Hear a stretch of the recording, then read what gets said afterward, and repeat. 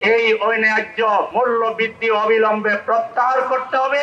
সরকার মাত্র 3 মাসও হয় নাই, প্রত্যেকটা সেক্টরে দুর্নীতি, অব্যবস্থাপনা, অপচয় এবং লুটতরাজের মাধ্যমে বাংলাদেশকে অর্থনৈতিক দিক থেকে, রাজনৈতিক দিক থেকে, আইন শৃঙ্খলার দিক থেকে এমন একটা দিক নাই যে দিকে সরকারের কোনো সফলতা আছে।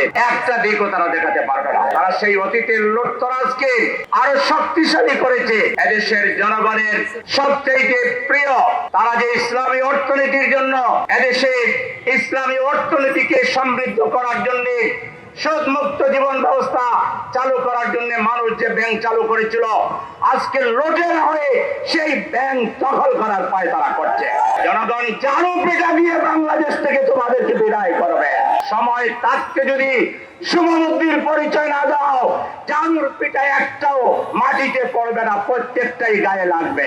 সংগ্রামী দেশবাসী, আমরা আজকে বিদ্যুতের মূল্য বৃদ্ধির প্রতিবাদে এই প্রোগ্রাম আয়োজন করেছি। আমরা সরকারকে, তারা আজকে গ্রাহক লেভেলে প্রায় 17% মূল্য বৃদ্ধি করেছে আর পাইকারি 20% করেছে।